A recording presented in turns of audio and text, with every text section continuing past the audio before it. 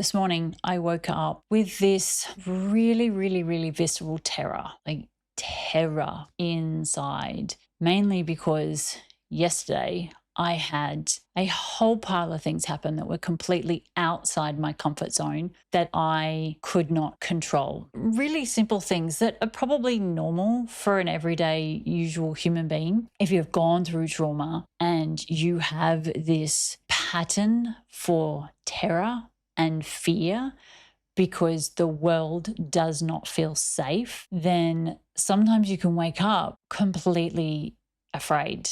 You open your eyes, and the feeling is terror is kind of the only word I can really use because it is this really deep, intense terror that we can feel inside our bodies. And for me, what used to happen was I would wake up with this terror, and then the terror would transform into panic. And then I would have this massive panic attack, or I'd have to wake up my daughter for the distraction, or because I needed to talk to someone. I needed to make sure that someone was awake, that somebody knew that I was alive, because my brain was on high alert, basically going, you're going to die, you're going to die, you're going to die. And that's what it feels like. It feels, for some of us, when our identity is one of survival, when we were born into trauma, when our identity from day one is survival, these terror attacks can feel extremely visceral and really deep, and it can be really, really hard to bring yourself back from it. And I was so proud of myself this morning because I felt it so deeply. It was like pulsing in my body. I felt the terror so deeply. And usually, like I said, I would go into a panic attack, and then I would wake up my daughter, or I would pick up the phone and put on YouTube to listen to something, or I would make a phone call, anything to distract myself from this feeling, to try and calm it down. This morning, I went for a different route. Oh, and I also wanted to say that usually if something like that hit, then I would have to cancel my entire day, and I would have to spend the next 2, 3, 4 days in a bubble while my nervous system calmed back down and I could function on this planet again. It's really intense.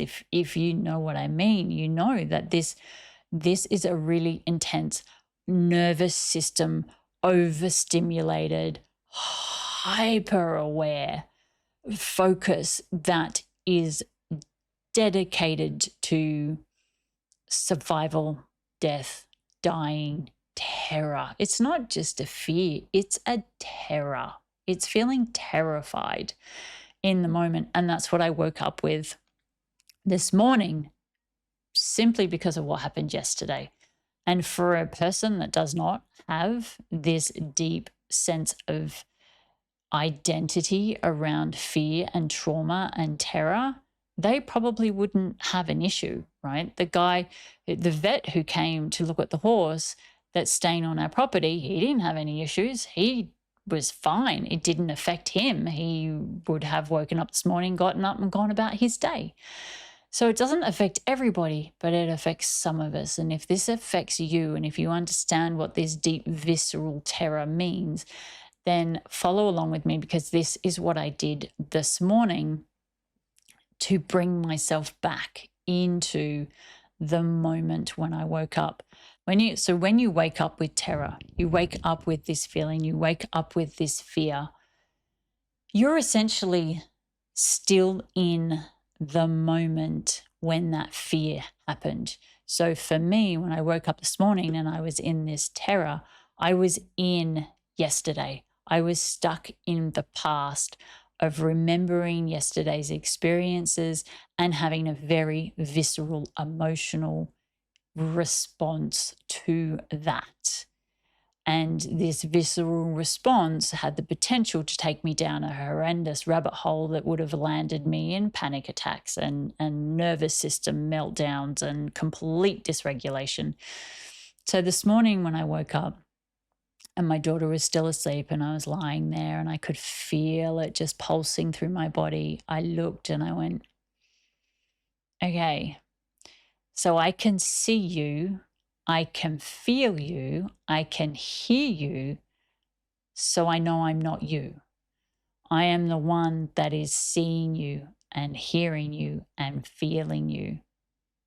That means I can't be you. So that was my first step, was taking myself away from the feeling, looking at the feeling, knowing that it was not me, it is a part of me. It was my brain triggered with something inside of me that was completely on fire, but it was not me. I was not having those thoughts and those feelings and this visceral experience from the perspective of I was the observer of it, but it was not me. I'm hoping this makes sense. If you've done shadow work, you'll understand what I mean by you're looking at it. You are the one that is observing the feeling. You are not the one that is the feeling. You are the one that's observing the feeling. You can see it. You aren't it. And there's such a slight if you can distinguish between the two, if you can separate yourself between being the feeling and being the one that is seeing the feeling, then you can create enough separation. You can create enough separation to bring you into this space of understanding that the feeling doesn't have to take over. It does not have to control you. It does not have to embody every cell of your being.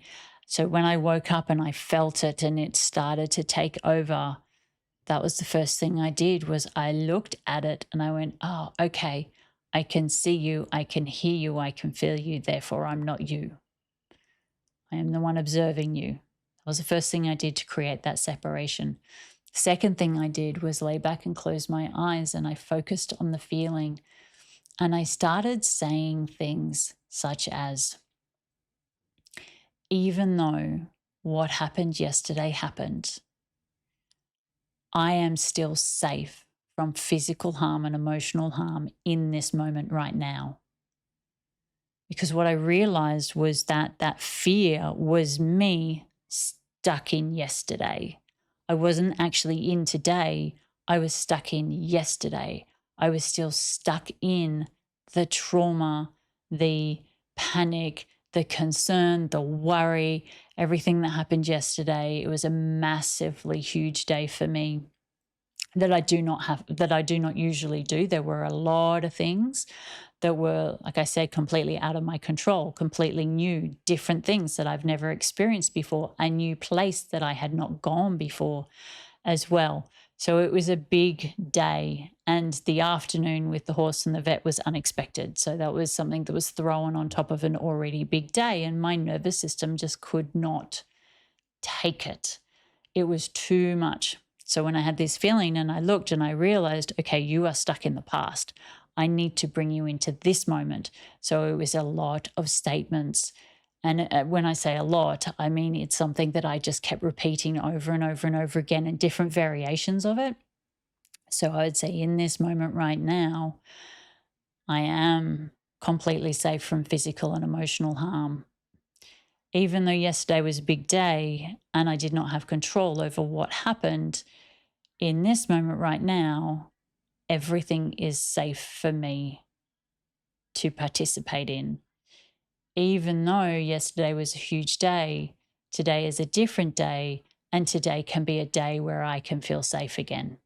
So it's a lot of different statements of me bringing myself into that moment, into the moment, into this moment when I was lying in bed, as opposed to into the moment yesterday, which is where my brain was stuck, obviously, because of this terror and this fear that was coming up. So it was bringing myself into this moment, a lot of in this moment right now statements, but also incorporating I am completely safe from physical harm and I'm completely safe from emotional harm, because in that moment I was completely safe from physical harm and I was also completely safe from emotional harm. And it's really, really important that when you're doing this work that you are brutally honest with yourself.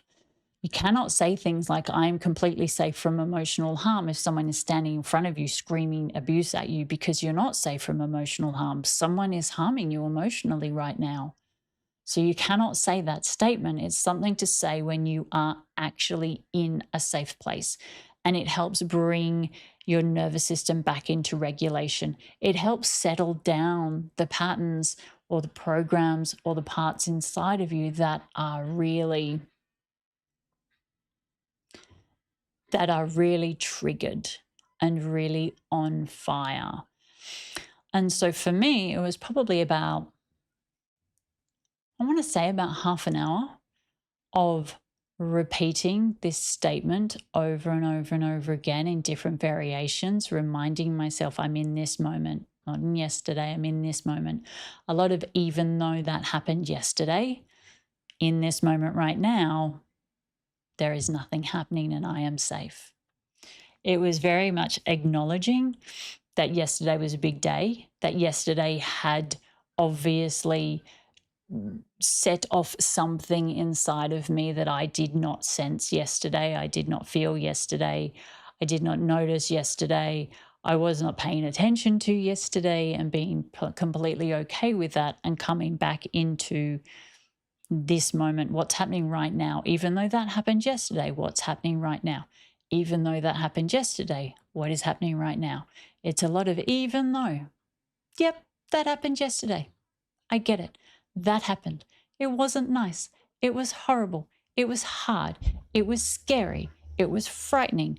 It's acknowledging all of these things. It's acknowledging that the day that you've had was hard or bad or scary or horrible or any of those things.